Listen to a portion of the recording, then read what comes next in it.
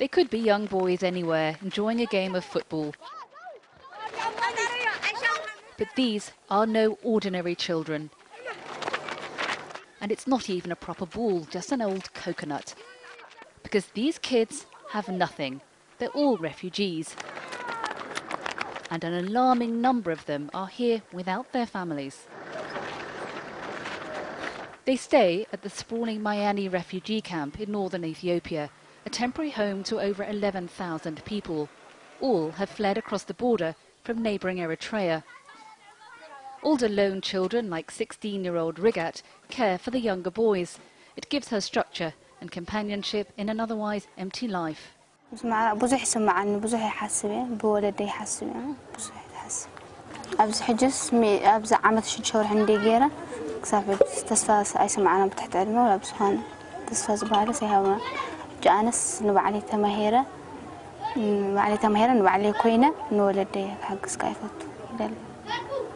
Rigat says she fled Eritrea because there was no chance to attend a school near her home.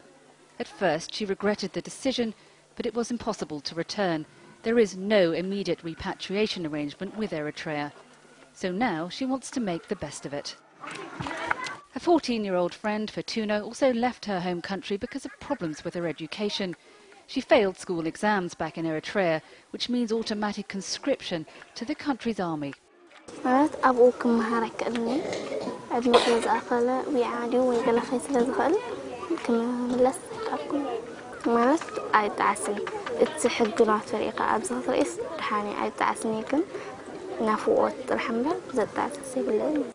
Fortuna didn't tell her parents she was leaving. She knew they would have stopped her.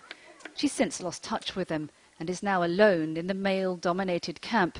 She's vulnerable and often subjected to harassment.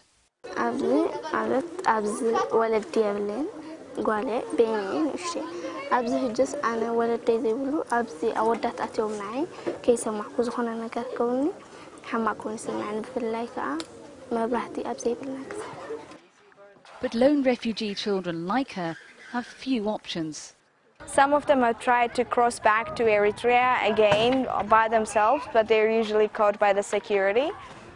We don't believe that will be easier for them to go back to Eritrea at this moment. So the easiest thing is just to keep them on the reality, but try to give them a way like they can adapt this place, not for full time, but at least while they're here, enjoy it, be busy, and not forget that they're children. An important part of that is going to school and making the most of free education in the camp. Though an increase in numbers of children arriving means classrooms are overflowing. UNHCR and other aid agencies also provide these children with basic shelter and food. But it's a harsh life. The boys say they lack clothes, shoes and protection from mosquitoes. But the emotional struggle is the toughest.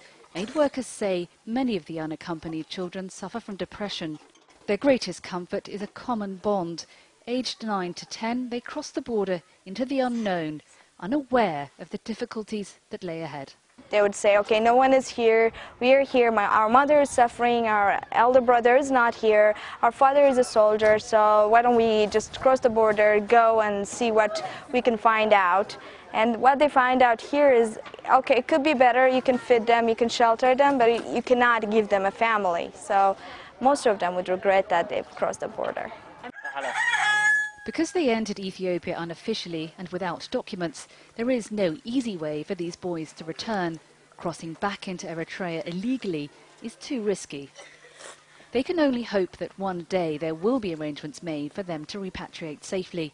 But even if they do, many may find that this experience has changed them for life. And the reality is that many of these children don't actually want to go back to Eritrea. Rigat says she would rather stay here in the camp, even if it means living in poor conditions for many years to come.